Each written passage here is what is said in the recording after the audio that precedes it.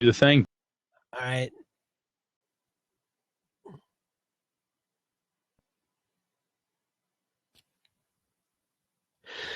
I'm Matt Bonehoff of the Shrieker Podcast, and you are listening to Gaming and BS.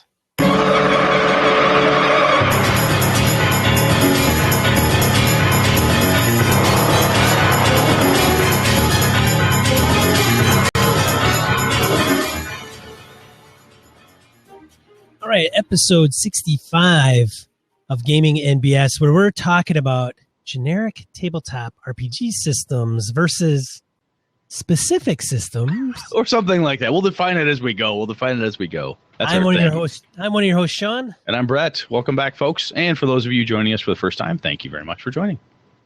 Yeah. So, no announcements that I have. Nothing new here. I was just talking to Sean about Christmas shopping. I hope if anybody out there is a big Yuletide celebrator, that you are either well ahead of or have decent plans to ninja your way into the nearest shopping area or buy online, as Sean and I were saying. I think my wife has told me as of like an hour ago that she has everything done for holiday shopping. And she says, we're not getting each other anything, are we? And I'm like, that's a trap. Yeah, Susan and I agree every year that no one is getting anything for each other. We're not doing that. I got a brand new pair of binoculars the other day, so I'm like, oh, damn it, girl. She's like, you need these for hunting. Here you go. I'm like, oh, man, it's awesome. I love them. They're great. Well, now we got to find something. Yep. All right, let's get into our random encounter. Random encounter, element of the show, rates, field emails, voicemails, social media comments from there, and everything else. Got a few this week. You want me to start off, Mr. Brett? Yeah, why don't you do that? Earn your keep. Gives the nod of... the nod of a man who had muted his mic. Affirmative nod. All right. So this is... Oh, I did have a couple now. Well, I'll touch on these. So I just wanted to thank. Read my notes. Checking. I know MRM 1138 and D&D fan for the reviews on iTunes. Oh, very cool. Thank you, much appreciated. So there's those I wanted to acknowledge quick. Moving on to Michael Phillips comments on our website regarding episode 63, which is about treachery. And I quote from Michael, while not quite the same as a traitor, not to be mistaken for traitor, I really like when the party contains a defector, someone who came from the side of the opposition who still has ties to them, but who has come over to the side of the PCs for some personal reason. Their own people view them as a traitor. The PC's side considers them to be possible fifth columnists, and they have personal conflict built into their very character. Well, I could see that. I have ran into that. I brought it up on an episode. It might have been that one where it was like, no matter what I do, I was just slammed by a player character, and the player would not let up. So the defector traitor distinction is interesting too. When I think defector, I always think spy game, right? I always think some kind of a Cold War Smiley's people type of thing. Interesting. Right. Yes. Oh, excuse me. And so then he goes on where, so VR will never be better than face-to-face around a table, quote unquote, is absolutely problematic. It is a viewpoint that assumes you only value some aspects of gaming or you have specific resources available. Good point. Referring to our virtual reality component that we had brought up. We had a post out there, and some folks had talked about the virtual reality and D&D. Mr. Cunnington, I think. Yes, Mr. Cunnington had talked a little bit about that, and that's a good point that Mr. Phillips brings up here. Is that it is a point of view that may or may not be valid for everybody. So if you haven't noticed, Michael is hitting a couple points here. So continuing on with, I think, the VR piece, I know people prefer play-by-post because it enables a different style of play than face-to-face. They tend to be immersive, character-driven players. If you are writing a post, you can delve into motivations and character thoughts that are just sort of spotlight hogging in a face-to-face game. Virtual tabletop games allow you to play games with people who you wouldn't otherwise be able to play with. Also, as adults, our time is often tight, and traveling to play a game eats into my gaming time. Sometimes it is okay to value the quote, I get to game weekly, unquote, over the quote, I get to game face to face. Yep, that's where things like Roll20 and stuff kick in, right, Sean? Where the game you're running for, me, Kevin, a number of other folks, we can't all get together. We got people in the Twin Cities area. I live way out in BFE. So it's easier for us to do Roll20, and it's not really face-to-face. Right. Continuing on, while I agree that VR won't come to us from WotC, I'm less sure that VR gaming won't come from gaming as a whole, even if it is a startup that is created to do just that. I think the problem is that TSR and WotC/Hasbro are terrible at understanding how digital projects work. Last time they did a good D&D project was probably the Core Rules 2.0 set of AD&D 2E produced by a local to Madison company, by the way, who were, I understand, forbid by a startup that never managed to get more than a beta of one feature for the 3.0 tools. I had a friend of mine who actually worked for that company while he was in Madison. One of my first game masters, Eric Schaefer, worked for them for a little bit. It was I got some insight into the weirdness of the games of the tool set and how they built it, and it was kind of wonky, but it was I have my copy of that anyway. Carry on. They have since then hired companies that were willing to accept very low budgets for very large feature sets, which usually means underexperienced development teams taking on huge projects without adequate funding, dooming the products, and creating space for several gaming companies to create competing products that actually work on their own time and budget. Yeah, pretty much. Yep, I'm with you. I do think my son and I, my oldest boy Connor, 16, we were talking about VR gaming and stuff the other day when I was picking him up from Pep Band. No one cares about that, but anyway, part of the story. So we're in the car coming back. He said, "Boy, I'm really excited about gaming." I'm like, "What are you excited about?" He said, "The whole concept." He goes, "This whole virtual," because he saw my virtual reality post on D&D. He's like, "That could be really cool when it gets to that point." He said, "By the time I'm your age," because he thinks I'm like practically dead, we should probably already be there, and this will be really cool, and your grandkids will see this cool stuff. I'm like, "Yeah, okay. First off, you made me feel old, so I almost threw him out of the car." But other than that, I agree. It has some really kick-ass potential, and I do also think that companies like WotC and others, when that's not your sweet spot, as Sean and I can tell you, there's a certain point within the IT world or anything else or business in general where if you're doing well, you look at what your core competency is and go, "Hey, we don't do this thing. I'll job that out. I'll give somebody else license to do that. I will farm this piece out." And you've got to be able to find the right companies to do it and fund them appropriately. And as Angela points out to me, no, I did not. I know I should not throw children out of vehicles. So I waited till it stopped, and then I pushed them out gently in the driveway. I thought that was more appropriate. Yes, very good. And I think speeds under 10 are just fine. Yeah, well, he's 16. He can handle about 15 miles an hour. Oh, shit. Yeah, you can bring it up to speed. It's not, I mean, yeah, those little tykes, they can't take the concrete as easily as them. They just don't tuck and roll like they used to. Anyway. Moving on. I'll take the next one. Yeah, go ahead. It's nice and short. I like this. Episode 63, Treachery, Mr. Roger Braslett. On Google Plus said, "I had a character who was killed and replaced by a doppelganger during his watch one night. The DM gave me the chance to play the party doppelganger, and I ran with it. 4 settings later, the party came across a ring of wishes. When my turn came, I wished the doppelganger home along with the party treasure. No regrets." Roger. You dirty bastard, Roger. I love you. Who has not been able to play a doppelganger either as a DM, GM, or player character dupe in the party? There's nothing more fun than that. It is. It's always good. That one was short, so I'll take the next one for you here. Episode 64, Holidays. Some G Plus comments.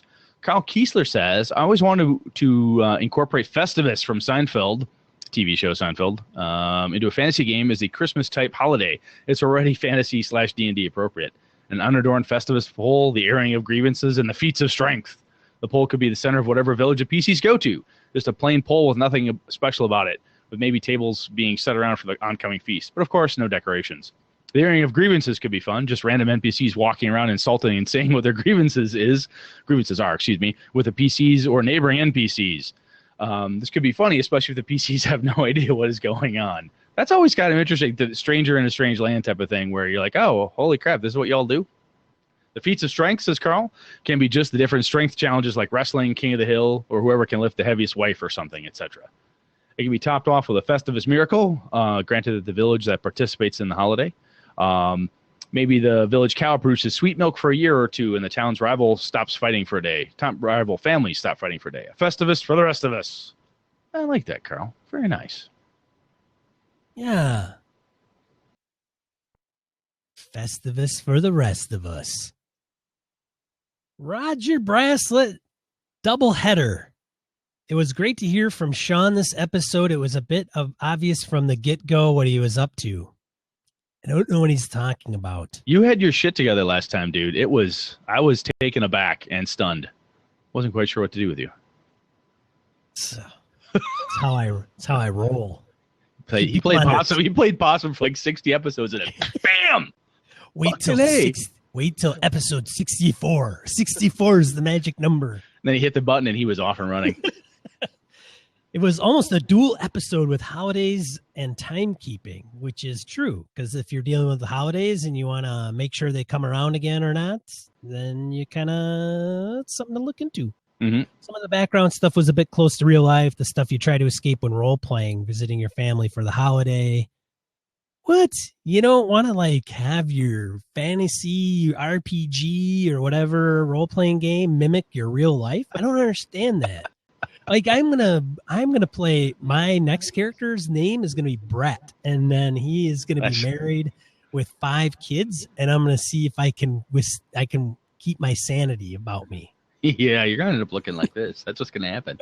Oh my God. Yeah, exactly. No, fair point that Roger has there is that there's this, sometimes we've talked about this when we chatted about modern role playing. Sometimes people want to escape or at a certain level when you play RPGs, you want to escape to something that doesn't have the same type of feeling. So if you don't play the low magic, dark gritty, or even dark gritty isn't right, but the kind of realistic, whatever that may mean to you, that may be something like, look, I don't care. I don't want to have to go visit my character's mom. I just want to have an adventure. Yes, we run into Mardi Gras, or we happen to be Yuletide in Russia during whatever it is. I don't want to have to worry about the dealing with my family perspective. Totally legit. I could see not necessarily having to do that, which is probably one of the reasons why so many player characters are orphans whose parents were killed by orcs or some variation on that theme. So you don't have to worry about that. Damn family. Actually, one of my players in my old vampire game was reading through his character's background. We were introducing characters. He was talking about his wife, his mother, and all this great family stuff. And the table stopped, looked at him, and my buddy Alpha said, "Ha ha! You have living families. Brett's gonna own you." Because I had a tendency to kill those people. But anyhow, so next one, yours. Yeah. Okay. So this one is a blog post from Paul Daniel Siemens, who writes about the Fire Nut Festival. So I think he must have listened to us, and he's like, "Oh, I did a blog post on that." Yes, he did. Prior to our show. And so it's not very long. We'll put a link in the show notes, but I'll read it quick. Throughout the summer, there are many festivals and gatherings. These usually follow a full moon and celebrate a successful moonberry harvest. The Fire Nut Festival, on the other hand, is held 4 days before the first full moon of autumn in anticipation of the harvest of the bright red fire nuts. In contrast to the other summer festivals, this one is celebrated jointly by all the forest denizens together. Each year it is hosted by a different group. The festivities include a nut hunt by the children, feats of strength, speeches by community leaders reflecting on the past year, and a friendship dance expressing goodwill between variant groups. This is when a dwarven delegate makes a symbolic assertion of Delver dominance over the region by announcing any new laws or variant rulings made in Valley. The dwarven presence at the festival tends to be somewhat aloof and is usually limited to a couple from the lumber camp, a delegate from the city, and a representative from the shrine of Bogamos. The general feeling that pervades the event is that of a last hurrah of summer before the long isolation of the winter months. I thought it was well formed, and I like the idea. And I know that's. I like it though. It's the cool part about when you do these things is you take the bits and pieces that make any festival you're used to, that you've heard of, twist it around a little bit. Say, how would I have a feast day Thanksgiving in Greyhawk? How would I have it in Avalon? How would I have a Christmas type holiday on this Forest Moon of Endor? How would I have this over here? And just kind of wrapping it into stuff, the different components, not only just religious, but all the secular pieces that go into it. It can be a lot of fun. Again, even if it has nothing to do with you having to go talk to your family in character, it's still cool. It makes the world more alive. Yeah, so that's a good one, Paul. Thanks for sharing that. I hope you don't mind if I read it over the air. And I think maybe I'll line by saying steal it, but. No, if it's out there and it's a good idea, gamers we cannibalize the crap out of stuff, right? Somebody's got a really good idea. If it works, what he's outlined there in that one, the Fire Nut Festival, I think it's worth taking a look at and hacking up if you need something. Yeah. All right, let's. Are you saying my connection's bad? Is that what you're saying, Sean? I hear this in the chat. Yeah, I don't know if anybody else is getting it on their end. Yours is kind of wobbling and pixelating, and if it's me, let me know, guys. But I think it's Brett, because I always blame Brett anyway. He's out there. He's out there with like he's got a couple kids on the roof. They do. They've got tinfoil hats. They're just kind of holding just slightly off to one side. Yes. I said 3:00, not 6:00. For God's sakes. Topic of discussion. Hey, this week I don't have an intro. So for people that like, hey man, those stupid topic intros, I don't have one. Congratulations. Awesome. Anyways, topic of discussion. So when Brett came up with the topic and he was talking about generic systems versus specific systems, I'm like, what? And so Brett, you want to introduce, because to me the topic, right? I was thinking, here's where I was thinking, like, oh, okay, generic systems versus not. It was too academic for you, Sean. Let me break it down to layman's terms for you. Hang on a second. So Sean and I have been blabbing off on the side off and on about different game systems and engines, and hey, I could do that with this, or yeah, I could use Fate for that. I could use this for that. And it brought to my mind, I remember ages past, in the dark ages, when we used to, I would argue with my friends back and forth around, hey, I had a buddy of mine who was a GURPS fanatic. He's like, I love GURPS because I can do anything with GURPS. Same rule system, I can do anything. Another friend of mine, I like basic role playing. I can do anything I want with it. I can play D&D with GURPS. I have GURPS. It's one system. I can run anything. It totally makes sense.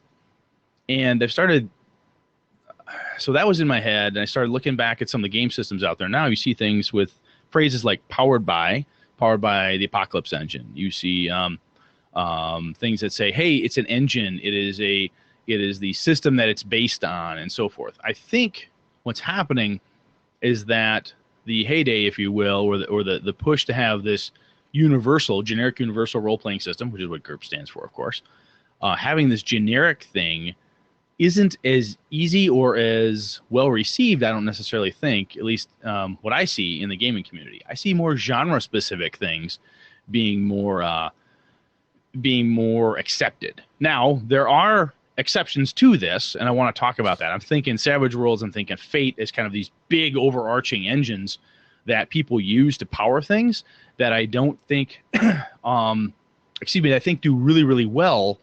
And I'm kind of trying to figure out why, right? So the underpinning behind this is Sean and I were talking about trying to get different, more focused topics for 2016.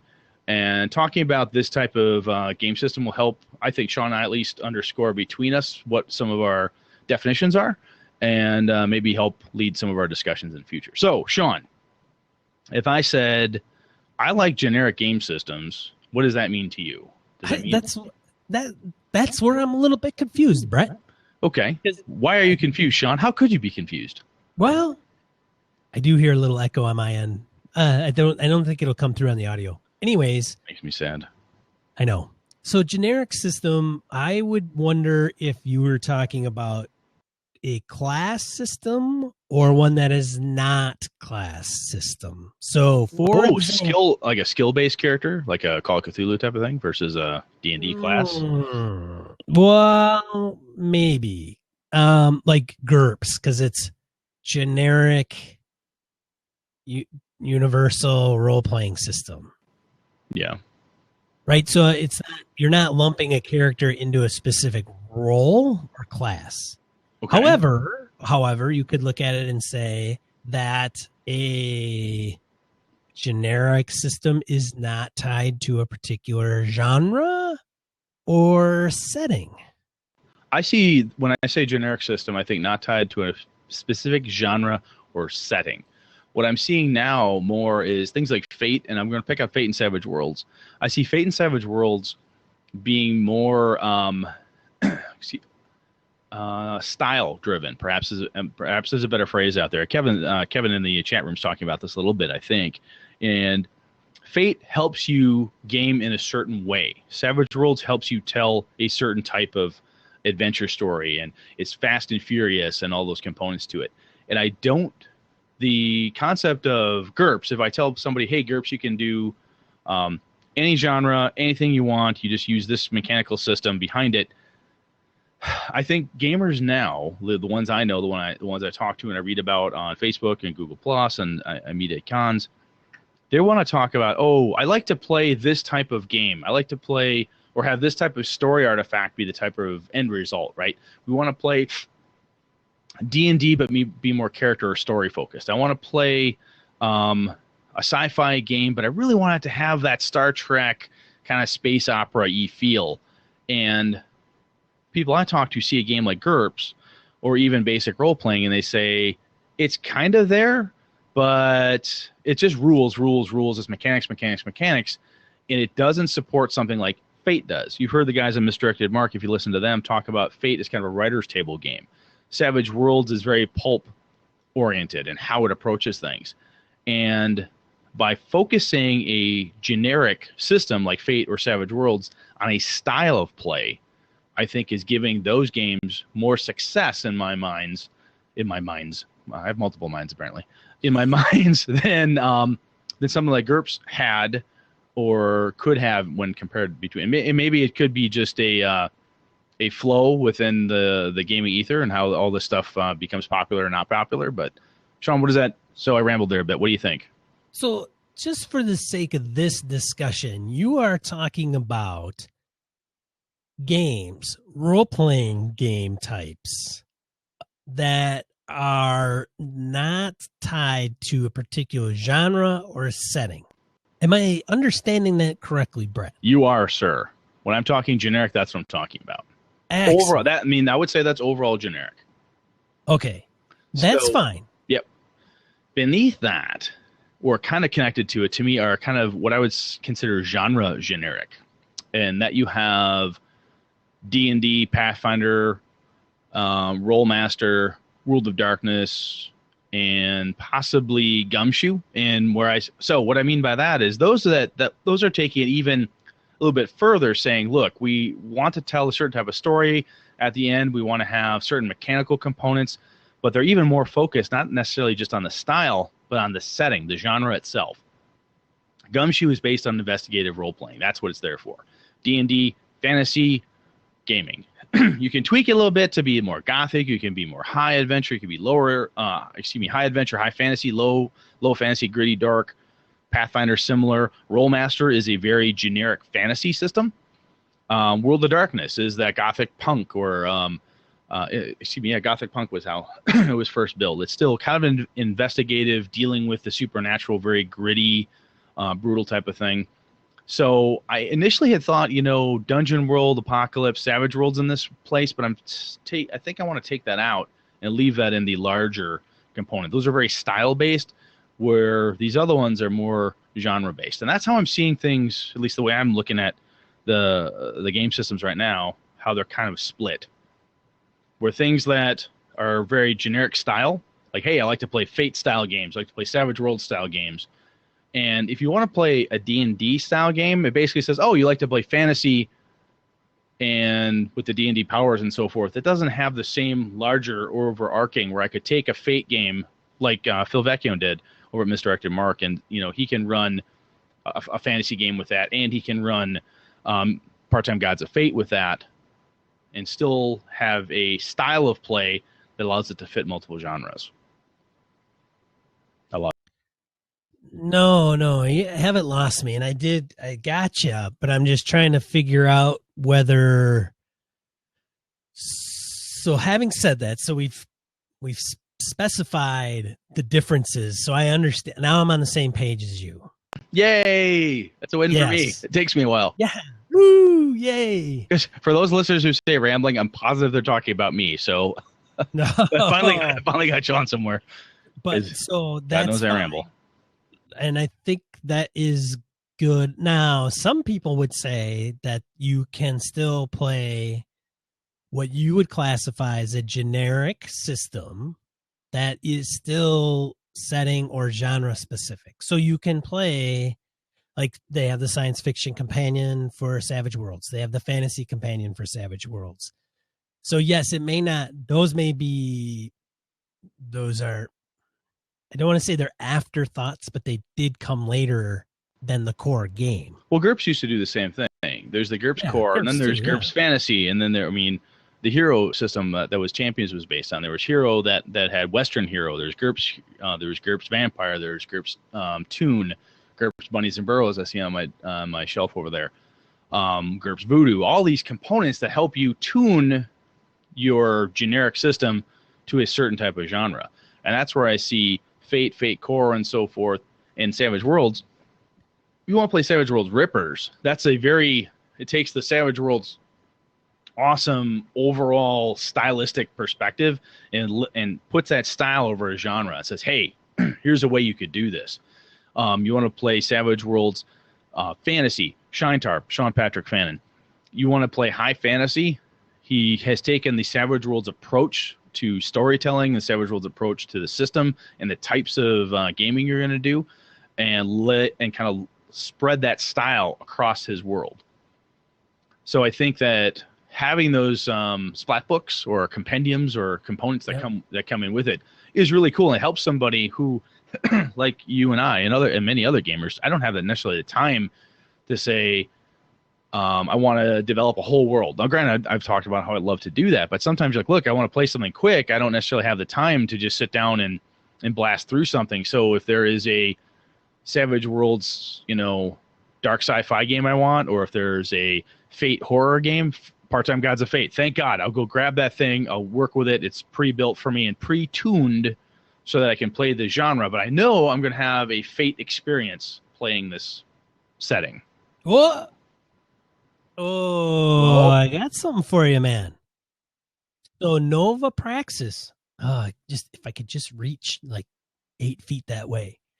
Nova Praxis was, I believe, a Kickstarter. Might have been where it originated, but it was for Fate. Okay. And then it was converted to Savage Worlds. Well, so what Part-Time Gods of Fate was a different system by Eloy Lasanta at Third Eye Games and converted to Fate. What system was it? I can't recall offhand. I knew you were going to ask me that, and I don't know offhand.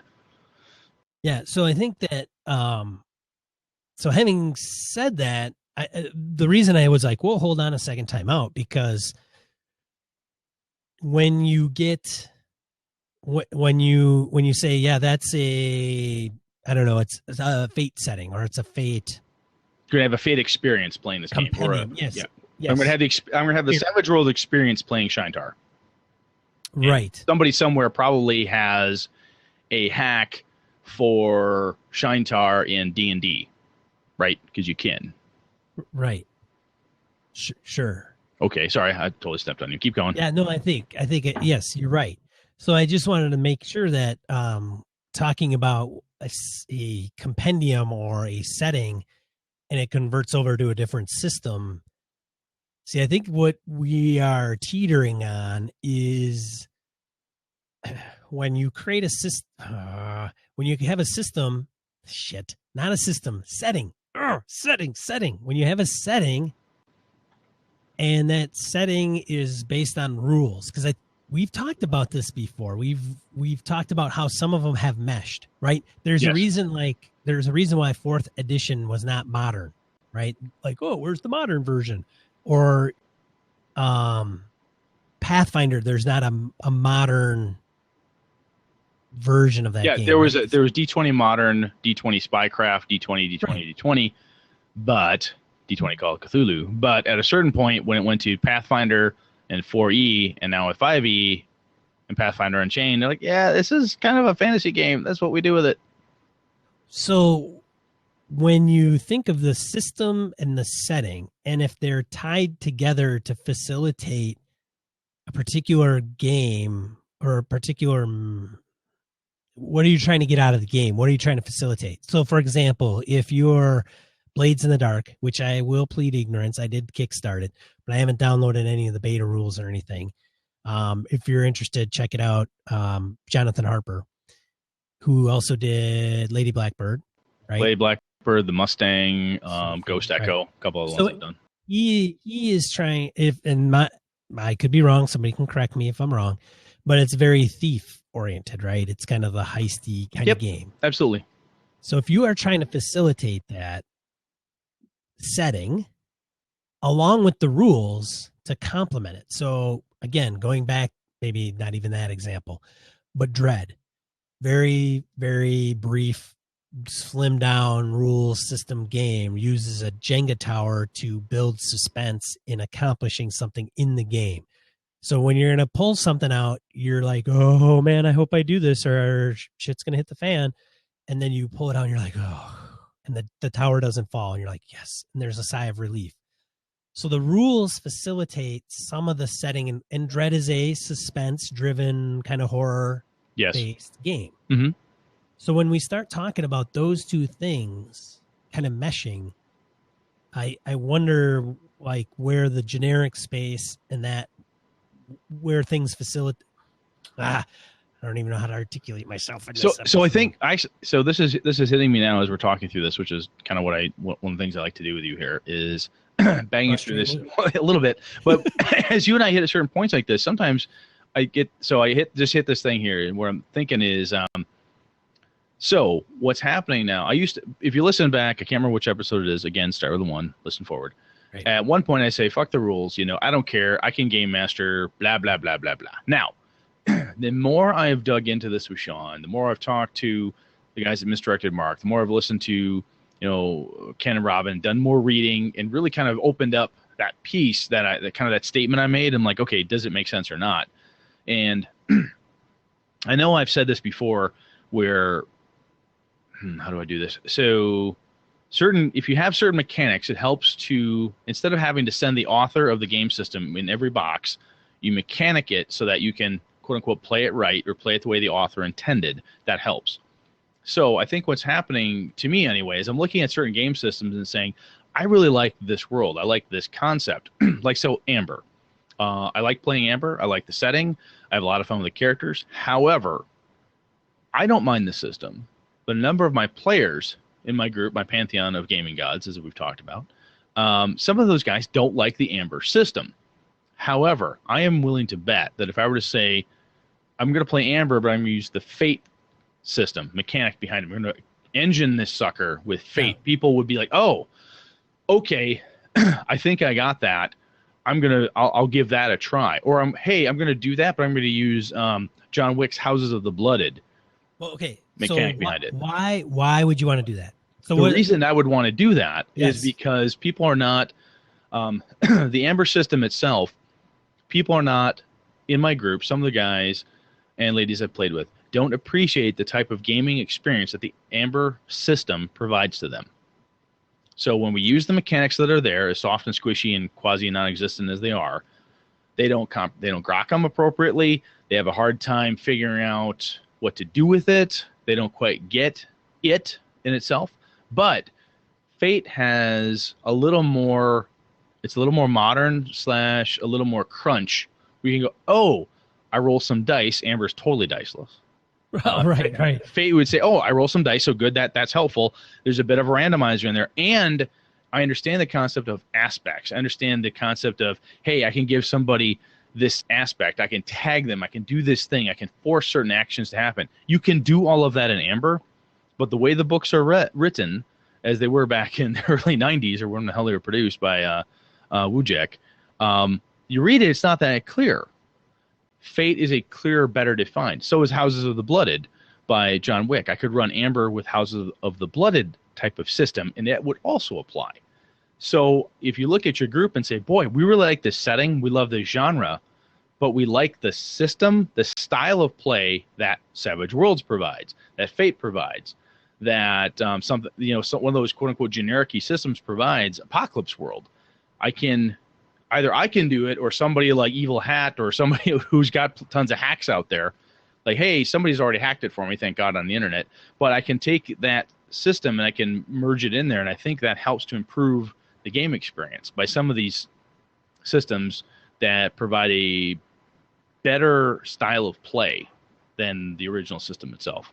God, I totally went off the rails there. No, I think that's good, man, because I'm like, you kind of have to nail this down a little bit because it can get into ambiguity pretty damn quick. And I think that I think it's good, but I think it all has to do with preference. If you like, in your example, you talk about the folks that don't grok Amber, but they'll grok a different type of system. Maybe there's Fate and there's dice and there's mechanics that are more tangibly kind of that soaks, it hits with them. It's like, I get it, or whatever it is, like, and that's fine. But I wonder if some systems, if there's too much of a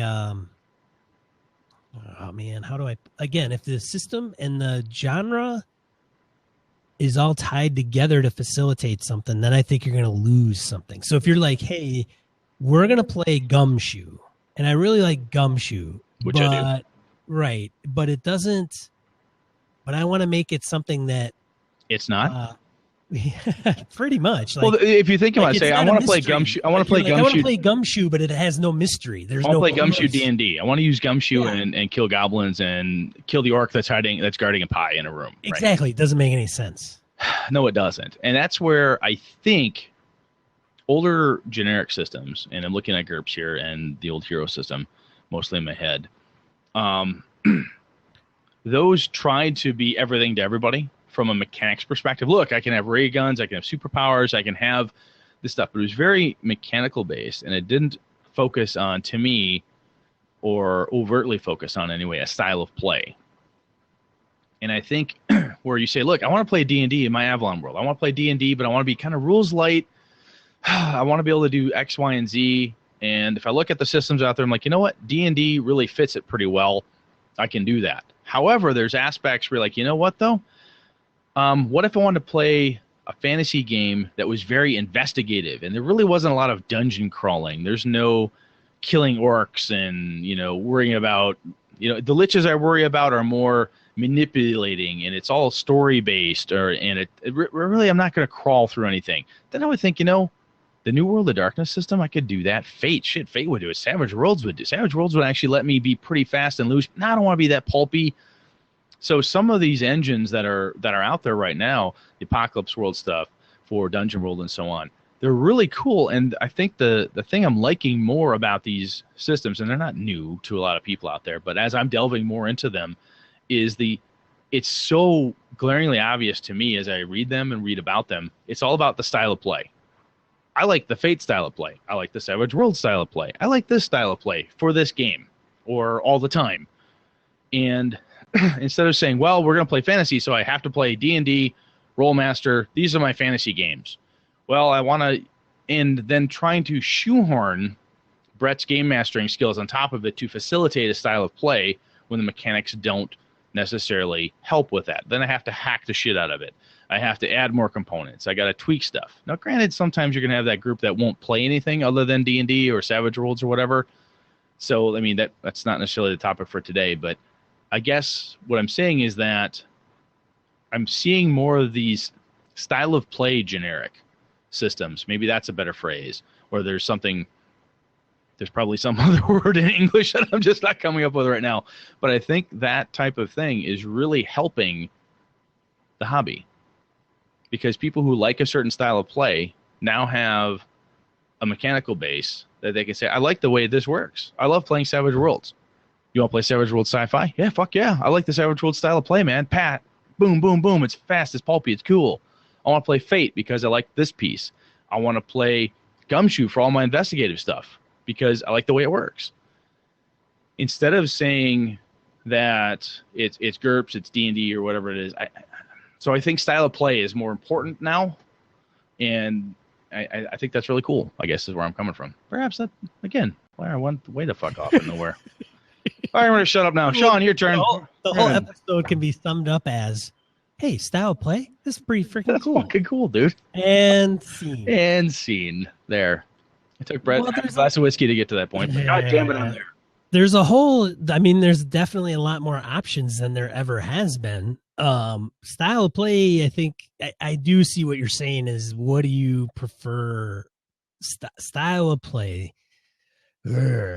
Style of play I grasp as being like what you're saying.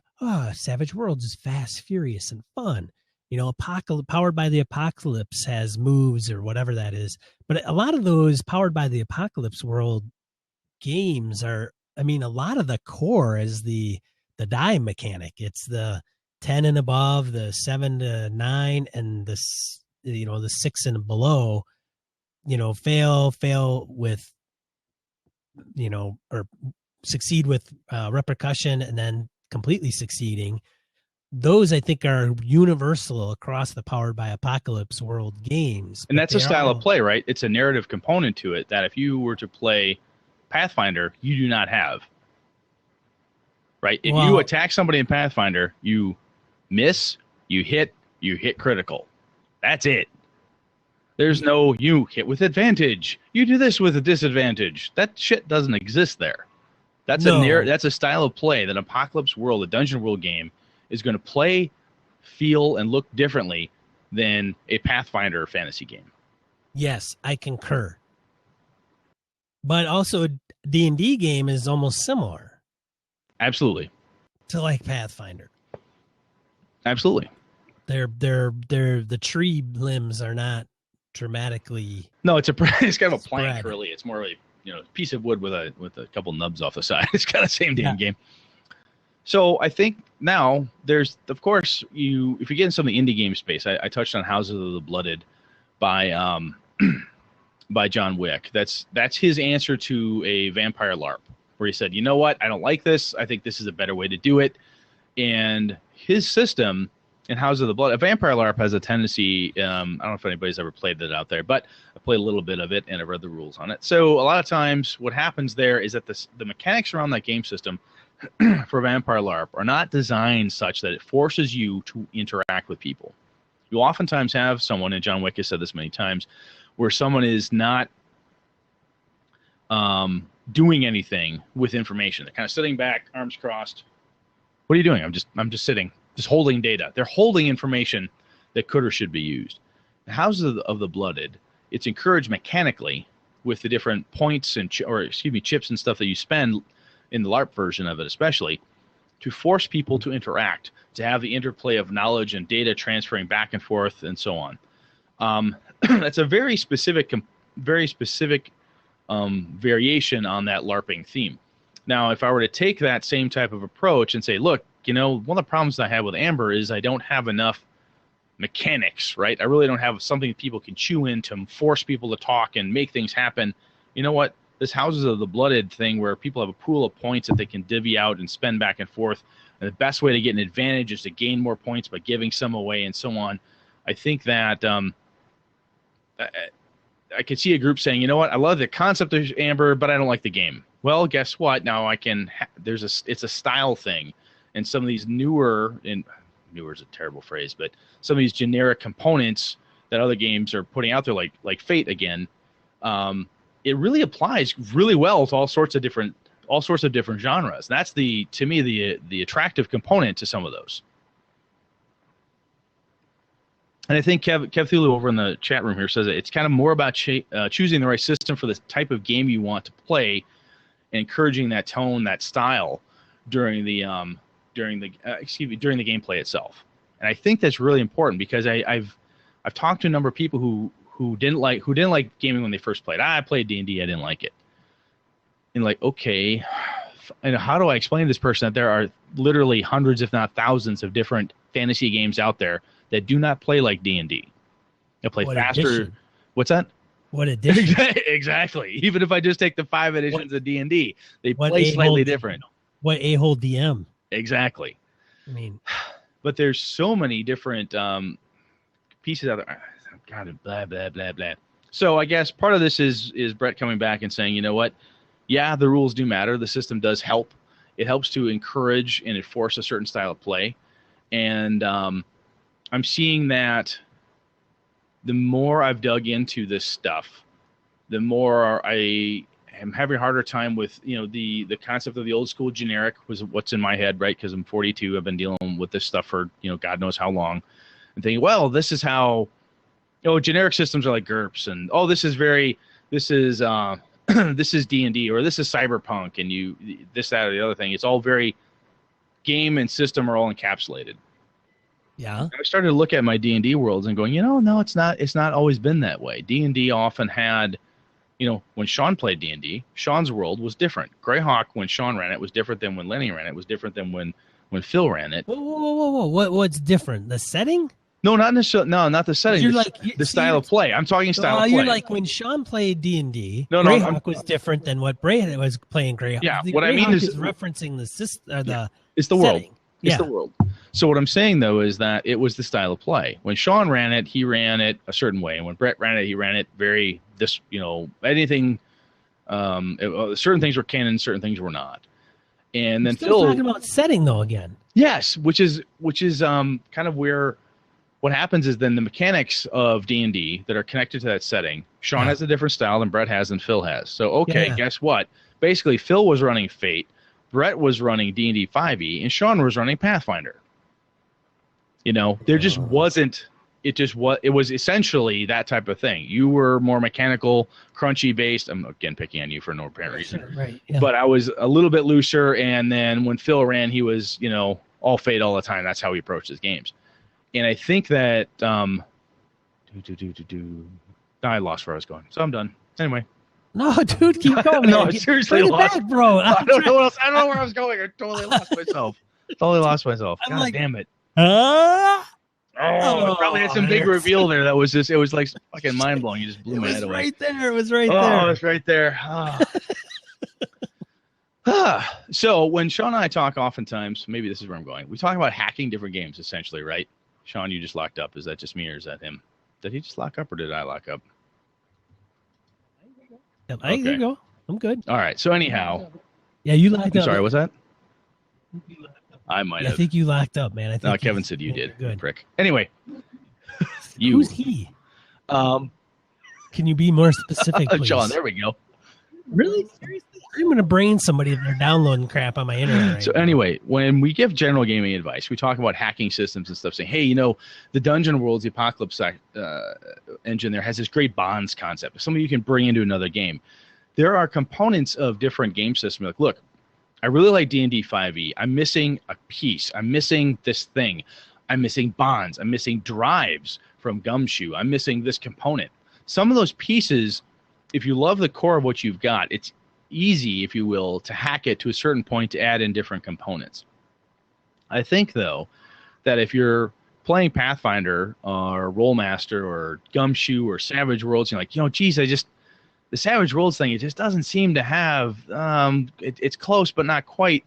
If you take the time to kind of codify what you're looking for, it's generic enough that if you're working this fantasy game with Savage Worlds or a steampunk game with Savage Worlds, and you start looking at the Fate engine and what you could steal from Fate to tack into your Savage Worlds, there's a certain point of diminishing returns there where I've stolen so much Fate to add to Savage Worlds, I've stolen so much Dungeon World to add to my D&D, why the hell aren't I just playing Dungeon World at a certain point? If I've stolen so much stuff to pile on top of and to add into this game system, okay, maybe everyone it works and so on, but there's a certain point where like, you know what, I really ought to just give Dungeon World a shot and run the damn thing, or I really ought to just try Savage Worlds to do this because I'm already stealing so much of the game system. I agree, man. And in the voice of my buddy Tim Jensen, I don't even know if he's still listening to the He's show. probably He was sick at of our shit. GameHole. He's he just always wants to reach through the microphones and choke both of us. But he has always been, and I always used to get in discussions with Tim because he's like, if you're playing a game and it's not doing, Angela's one of them too. If it's not doing what you want it to do, you don't play that damn game. Or if you're taking like so much like, hey, the bonds from Apocalypse World or Dungeon World is really great. Oh, and hey, the die mechanic's really awesome because the GM never rolls a die, and it's fail forward, and it's got moves and fronts and all this other stuff, and it's really super cool, and it's all narrative, and then what happens is then I get talked to somebody like you, Brett, and you're like, oh, dude, I could totally do that in my D&D game. I don't need a system to facilitate that. Well, what's wrong with you? Well, wait a minute. Hold on a second. What's your problem? Yeah, right system, right job, right and setting, whatever it is. Rare to be 100%, right? Yeah, I mean, you can't get, when I play Star Wars is a good example because there's been how many freaking iterations of that role-playing game. West End Games, they've done. So they did West End Games, and then I think they did a second edition of West End Games. So there's 2 editions just with West End Games. Then it was D20 at WotC. Then it was D20 revised, right? Because there was another revision in there. And then it went to Saga, and then it went to went to Fantasy Flight Games. They got the license, and now they're doing Edge of the Empire and Force and Destiny and Age of Rebellion. And then also don't forget about the Savage World hacks and the Fate hacks and all those other hacks that are not hacks, but all those game systems using and setting them in the Star Wars world. So you could play 4 different Star Wars games and all of them they feel different. So Sean, maybe. Right. So, but the creatures are the same. There's hyperdrives and transponders, and you got the Force and all this other stuff. But then you got the system that changes a lot of that and how it works in the mechanics, which could drive somebody absolutely crazy. So, man. Do you prefer, if you're going to play a game, I say, hey, I want to play a fantasy game. Do you have a go-to system, or do you say, look, if it's powered by Fate, I'll play it.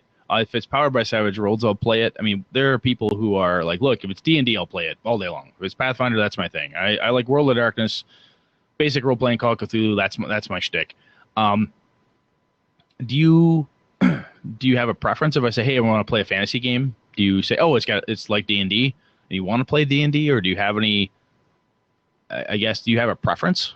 Or do you like, oh, as long as it's powered by Savage Worlds, I don't care? Do you ever think that, or does that not enter your brain? So I've never played fantasy in Savage Worlds. I've never played fantasy in GURPS. I've played fantasy in D&D, Pathfinder, which to me are just this. It's D20, F20. There you go. Bucket for Pete's sake, right? And Dungeon World, I think, and I think those are the only times I've played fantasy. Besides the different iterations of D&D, first, second ed, whatever. And I would have to say that if I wanted to, so when I unloaded some of my books, I'm like, I got rid of all my Pathfinder stuff, except I still have the core book and a couple others that I couldn't unload for a variety of different reasons. One, all the stuff's free out there, so why buy all the books? And secondly, I said, I'm done with Pathfinder. If I'm going to play fantasy, I'll play D&D. Okay. No. A couple different reasons. One, it's the latest and greatest, whatever. It's something that I prefer from a rules perspective. It's a little bit lighter. It's not as crunchy. It seems to be doing what I like from that space. And I can use any system. I can use any setting. Now or in the past, I can use all the old modules. I'm not tied to anything specifically. However, I do like Dungeon World a lot. And I would have no problem doing that. So I don't have like if somebody said, hey, I want to run a Pathfinder game, I'd say, okay, fine. It wouldn't be my preference, but I wouldn't throw a conniption and say, no, absolutely out of the question, because I'm not like that. Fate, I don't know enough about it and haven't played it a ton, where if somebody was playing a Fate fantasy game where I would say, oh no, forget it, man, I would probably play it just for the fact that I haven't played Fate. And you're a style of play slut. Basically, you'll go to whatever system it takes you, man. I'll sleep with any system, baby. So no, I don't have anything that I would say absolutely not. I would probably like basic role playing, maybe. I don't know. Okay. I don't know. I would probably say that's not my preference. Maybe I'll see how it goes, and then I'd probably bail if it was not like my thing. But to me, it's like, if I'm going to play fantasy, why would I not play D&D? It's the 300-pound gorilla. Now, I know people are going to be like, dude, there's so many other ones that are just as good or better and all that other stuff. But when you're looking for fantasy, there's a style of play that D&D provides for you. You're like, oh, I like that. I like magic missiles. I like fireballs. I like... Well, and with 5e, it's a little different, because I think if it was really... 4th edition, I didn't like playing D&D at all. I didn't play D&D, period. I didn't play 4th edition, period, at all. 0. But I think that, I don't know, man. I think it's like, well, what am I, I pick up a book and I'm like, hey, this is a new fantasy role-playing game, like The One Ring or something. I'm like, what is this game going to provide that I'm not getting out of D&D? And I don't know that answer, but to me, it would be like, well, what's the point? And I think that's a really big piece of our hobby, good or bad. The good is that they like their thing. The bad is they like their thing, and they're like, why would I try anything else? And so they never get into anything else, and they never experiencing anything else. And then they're just kind of set in this like box, which is sometimes, kind of like, oh, you only play D&D. Oh, you only play D&D at your house with the same 4 people that you've been playing with for the last 25 years. It's a cool hobby, though. It's like guys that have been playing poker with the same crew for the last 15 years. You like it? You're having a good time? Who cares if you're shoving the same $20 across the table? Really, it doesn't matter if you're having fun, right? Well, right. Yeah, and it's not a harp on the people that go about it that way. It's just like, hey, I'd really like to, my groups, I'd be like, hey, I got this Dungeon Crawl Classics. And they're like, well, really, what's that? Or Dungeon World, like, hey, just let me run this. I just want to run it by you guys and see what you think. You don't have to buy the books. There's not an investment. I'll run a one-shot, see what you guys have to think about it. And it's more or less just to get them to kind of think. And honestly, the way I like to look at things like that is I like to try like Dungeon World or Gumshoe or whatever it is, Savage Worlds, just so I can kind of get an idea of what's kind of cool in those systems and what's not really cool. And then maybe it'll help me be just a better GM or a better player, because I could take, maybe it's not even the mechanics piece of it, but the way the system runs, I may look at it and go, wow, this is much more unique. Absolutely. Like Dungeon World's narrative. There's no, hey, Dungeon World and Pathfinder. Okay, the difference. I enter a room, roll Q D20 roll around the table. I look around the room. I got a 20. What do I see? Okay. Dungeon World. I enter the room, and then the lights are on, and there's a bed. There's a chest. Okay. I look under the bed. Oh, I up the mattress. I look under the bed. I pull the mattress to this side and that side. I look under the pillow. I knife the pillow and the mattress. Is there anything in there? No. Okay. I go to the chest. I open the drawer. Is Dungeon World or DCC? What are you talking about there? Okay. Dungeon World. Okay. Yeah, okay. Dungeon World, the narrative piece. Yeah, Dungeon Crawl. I mean, you can incorporate that into D&D. So what you just said there, I think that's apart from, I collect for a couple different reasons. I collect game systems. One, for nostalgia, because I like to have some of the stuff I used to play. And then when I parse through it and look at some of the newer systems like Dungeon World, even Dungeon Crawl Classics, it's a slightly newer take on an older thing. Trail of Cthulhu, new take on something. I devour that stuff so that I can tear through and find components that'll either make me a better player or a better game master. That's what I start looking at, different components. So when I'm reading Fate Core, which I got from the Dungeon Bastard as a prize during Gamehole, when I start tearing through that, I'm like, oh, this is a cool thing. I think I could do something better with this. I think this tool I could add to my toolkit, my tool belt, whatever you want, euphemism you want. I think this would make me a better game master or perhaps a better player. So that's how I'm seeing some of these systems. I've actually stopped. I guess I'm so much more focused on style of play. I'm like, I know how I like to play. I know how I like to game. I want to find a system that does that for me. Has one system done everything Brett wants to do? No, that's totally fine. So what I'm doing is I'm spending my time reading these new systems, stealing shit that I think fits my style, fits my group style, that I can incorporate in. And that's kind of what I think you and I have been talking about probably for the last 60 some odd episodes. Different shit that we've stolen back and forth from other areas that we like. It's the quest Exactly. for the ultimate system, the holy grail Exactly. of role-playing games. And it's like, different for every one of us too, right? There's Sean's perfect system, there's Brett's perfect system, there's Phil, there's Kevin, there's Angela. Everybody's got their perfect system out there. We just haven't found it quite yet. Or maybe some people have, and more power to you. All right, man. Have we gone on long enough? Shall we move on? Yeah, I think so. Let's move on. Don't know if we did that right or not, but let's see what we can do. All right, let's get into die roll. Die roll. 2 to 4 miscellaneous points of gaming or geekery we want to bring to your attention. Brett has came out strong. 4. I even threw one to Sean. Sean was under the weather the last 2 days. Which was weird because I'm like, I don't remember putting that on there. And then he's like, hey, I gave you one. So now I feel you gave like me one last week, dude. You helped me out last week, so here I am. Yeah, Brett's getting anyway. So backer kit for the new Delta Green. Link out there in the show notes. Basically, for folks who didn't get in on the Kickstarter, another option, different way to get in on the new Delta Green stuff. So take a look at that. A D&D inspired alphabet for kids, which I think is just kind of cool. It's a Dungeons and Dragons inspired monster alphabet. I've got kids, clearly, as I've said many times in the show. It's always fun to see that stuff. My daughter is, and my youngest boy, I print this stuff out and they'll color them and make up stories with them. It's just a blast. Number 3, Samurai Jack. For those of us who like the old Samurai Jack cartoon, Adult Swim has announced a new season of Samurai Jack, which is supposed to come back, I believe, next year. So I'm looking forward to that. Love me some Samurai Jack.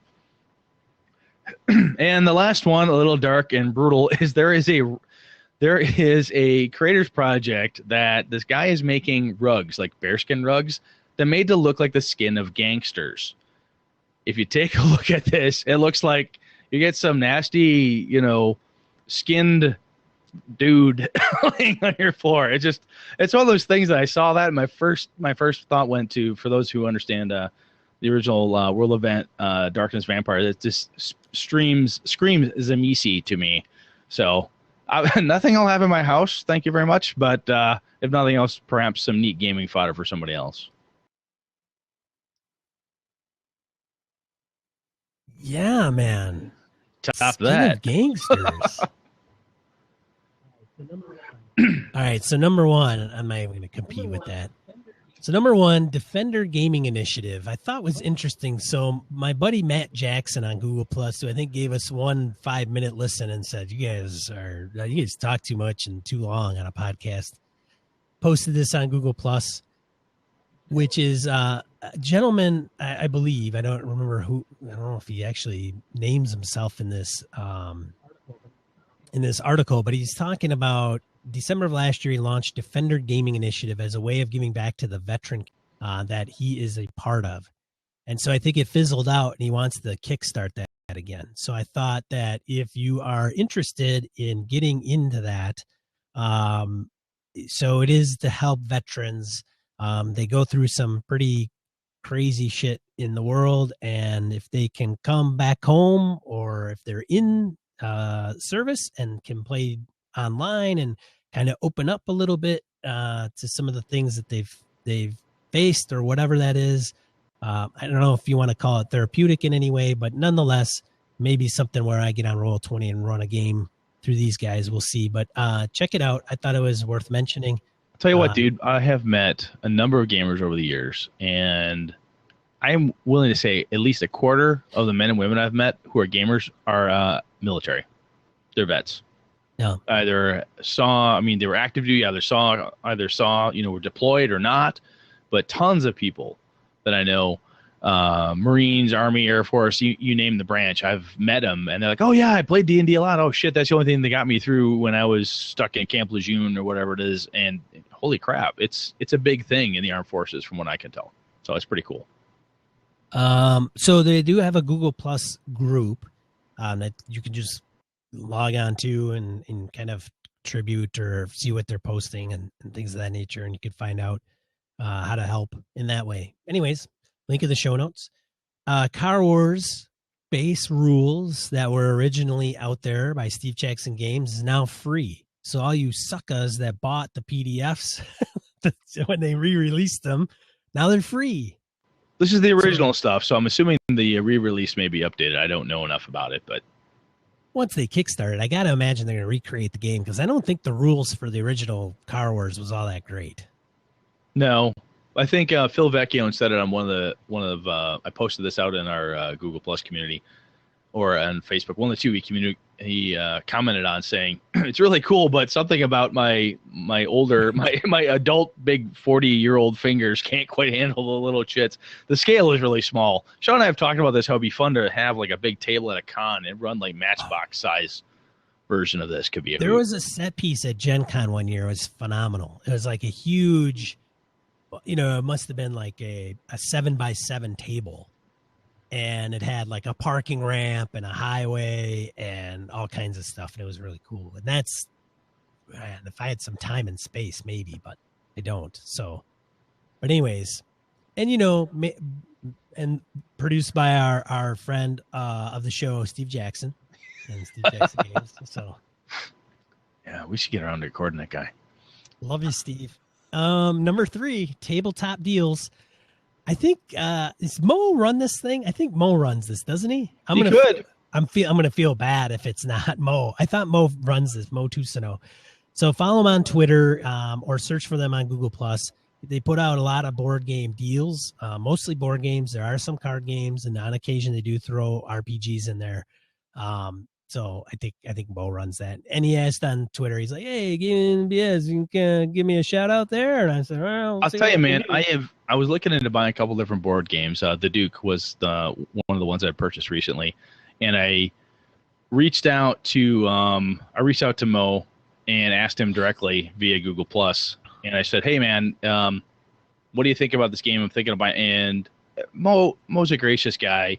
He knows his stuff. He is the Canadian god of gaming. He knows a lot of stuff. He's one of those guys. You want a third party, no bullshit answer or perspective on a game, especially board games? Ask Mo. He will tell you. He knows his stuff. Good man. So if it's not Mo, then I apologize, and somebody should write in and go, "Dude, it's not Mo, it's me." And I'm like, "Oh, okay." Well, what I said still stands. Mo's a top-notch dude. He's still an awesome man. So yes. All right, so I think that wraps up Die Roll. Hey, let's talk about our sponsor quick, Michael Althauser at Grayed Out Productions, maker of fine dice bags. Custom. Yes, he is. Dual drawstring, tough as nails. Brett? Yeah, custom stuff, tough as nails, always tough as nails. Ran one over with my Harley, still holds dice. God damn it. Good stuff.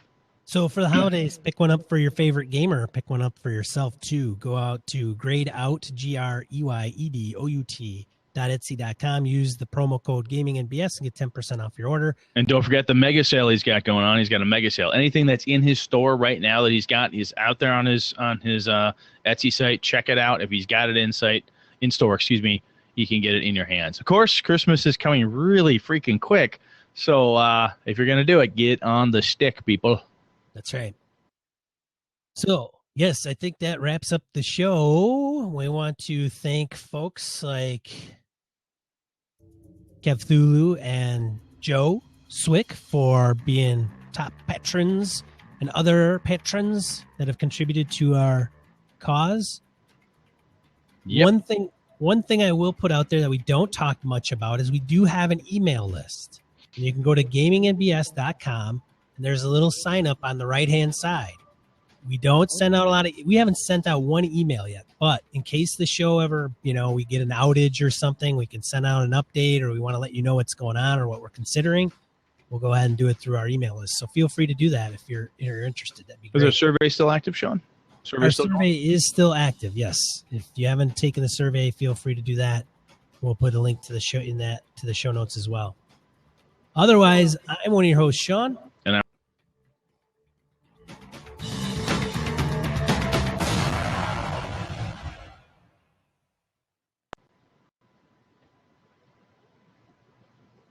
we good? We're good, dude. I'll pause recording.